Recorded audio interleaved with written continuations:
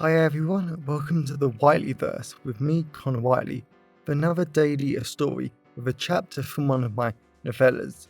Before I start today's chapter, please remember to like, comment and subscribe to the channel so you don't miss any new content, and the engagement really helps the Whiteleyverse with the YouTube algorithm. Also, if you want to buy this book and any of my other fiction, then they're all available from all major ebook retailers.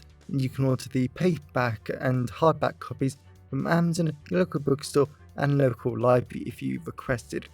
Also, if you want the AI generated audiobook, then you can get it from selected audiobook platforms and library systems like Kobo, Spotify, Barnes & Noble, Google Play, Baker & Taylor, Biblioteca and Overdrive. Now, here's today's chapter. I hope you enjoyed as much as I did writing it. Chapter 2. The last thing Catherine had been expecting was a massive oval chamber in the heart of the blade-like command ship, with blinding bright walls, a large white oval table, and little holograms of the planetary governors to round them, to serve as the meeting room. Catherine had been expecting, well, she was hardly sure, but it hadn't been this. There were also tons of people that she certainly didn't like the look of. She had met, kissed and killed a lot of military types over her lifetime, and the 20 different in-the-flesh people around the oval table just spelt trouble for her.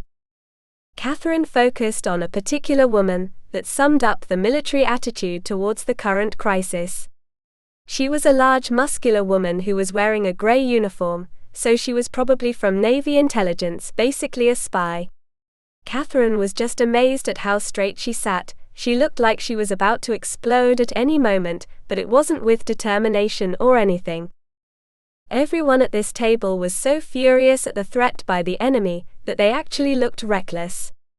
And Catherine had had to deal with far too many reckless people in time, because reckless people were dangerous people. And reckless people hardly listened to outsiders, especially one as rich as Catherine.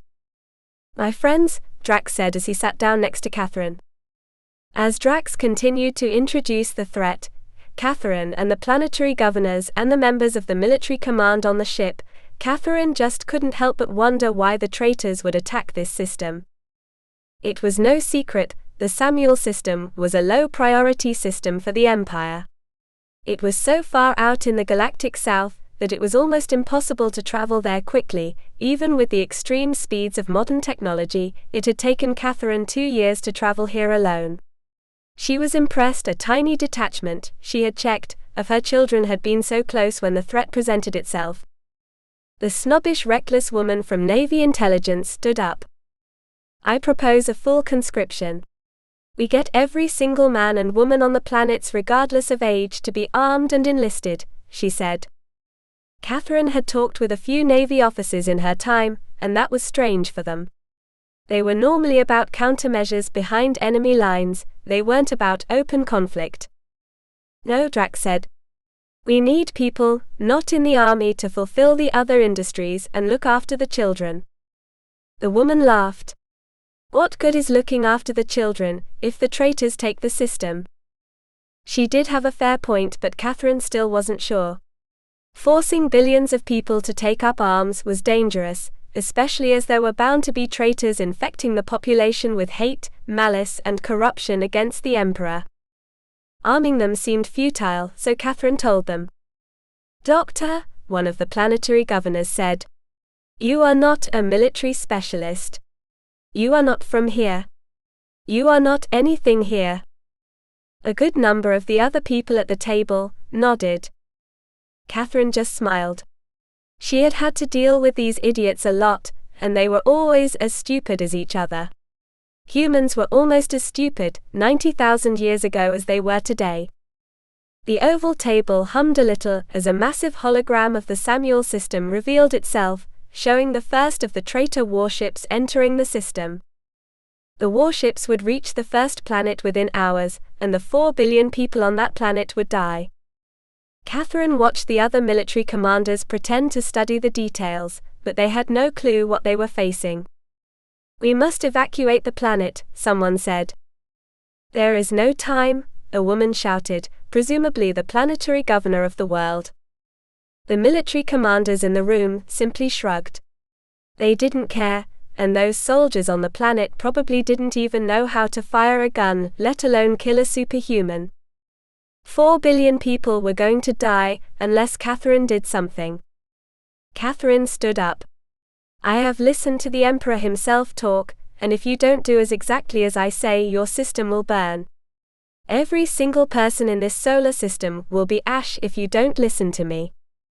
Catherine wasn't exactly sure what her grand plan would be, but she was just hoping to buy herself some time, and hopefully her threats or reminders of the danger would trigger some sort of response. We need to run, an elderly military commander said. Catherine had hoped he was joking, first of all, but the other military commanders and planetary governors were nodding in total agreement. And where will we go? Drax asked. I suggest we vote on the matter now, the Navy intelligence woman said. Everyone else but Drax nodded. Catherine just looked at Drax for a moment and realized that he might be the person officially in charge here. He probably had more real military experience than the rest of the people in the meeting combined. But he had no real power. The hologram of the system flashed red as more and more fleets of the traitors turned up and zoomed towards the first planet.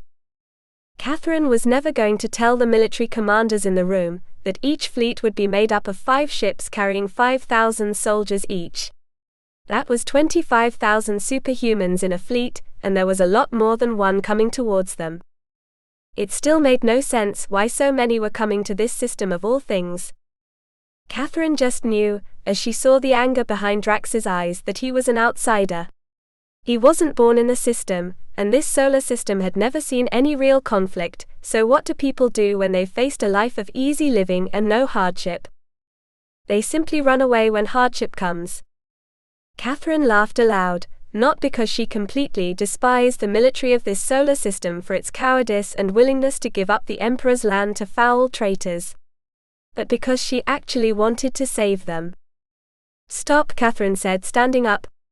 Have you ever faced the enemy in battle? Everyone but Drax put their hands in their laps. Have you ever faced the traitor, the alien or the mutant? Catherine asked. No answer. If Catherine was on any other world, she might have cursed, damned or just ordered these people to be stripped of their rank. A thankful thing she had the power to do, thanks to the Divine Emperor's trust in her. But she wouldn't. If you all agree to fight, then I will make you something I haven't worked on for 80,000 years, Catherine said. Everyone gasped. Catherine had worked on the superhuman angels of death and hope for thousands of years as she had perfected the process, and now other minds worked on it, and Catherine researched other matters to help humanity. But if it meant saving billions of lives, then Catherine was willing to make some superhumans once more. She always carried the equipment with her just in case, but it was still a massive risk. Not just legally, but ethically too. Everyone looked at her strangely, even Drax. What's your price? Drax asked. Catherine gave him an evil grin, because he clearly knew her reputation, beyond the official records and her illegal curiosity. She would have asked this later on from Drax after the battle was won, but she might as well collect it now. I need you to tell me what the traitors are after. They did not come here for the fun of it. I too seek an artifact, but I don't know what it looks like, what it does or anything. I just know I have to find something, Catherine said. The commander's eyes flickered at each other, as if they wanted someone to tell Catherine she was wrong, or to get the hell out of their system. But they were desperate and reckless. Something that was critical in these moments. Drax slowly nodded. The system is home to an artifact known as the Keystone. It is a small diamond-like object made from metal. We don't know what it does, but we keep on the capital world. Catherine nodded her thanks to Drax for telling her. If she wasn't such a good person that was so obsessed with the Empire and the Emperor, then she couldn't lie that she was tempted to just leave them, go to the capital world, and get this keystone before the system was a hulk of wasteland. But she loved protecting innocent people too much. I need as many people under 50 Earth Standard years as you can get me. They must be willing, and evacuation orders must be sent to the first 2 planets the traitors will hit, Catherine said. Deadly silence descended across the meeting room, but Drax was already sending the orders to the crew and the first 2 planets. Catherine had no idea if she could create angels so quickly after so many decades, but she had to try. She had to try to save as many lives as she could. Welcome back everyone, it's me again, Connor Whiteley. So I really hope that you enjoyed today's story, because I flat out love writing, creating stories and sharing them with you. If you really enjoyed today's story, then please remember to like, comment and subscribe to the channel so you don't miss any new content, and the engagement really helps the Whiteleyverse with the YouTube algorithms. And if you want to buy this short story or any of my other fiction, then they're available from all major ebook retailers, and you can get them from your local library if you requested, and you can order the paperback copies from Amazon, your local bookstore or local library if you request it. Lastly, if you want to support the channel on a one-off basis, then you can now buy me a coffee at buymeacoffee.com/Connor Whiteley. Also, if you know anyone who would enjoy today's story, then please share it with them. I'm always really grateful when you wonderful people help spread the word about the channel. So, thanks for watching the Whiteleyverse, and I'll see you again soon. Have a great day, everyone.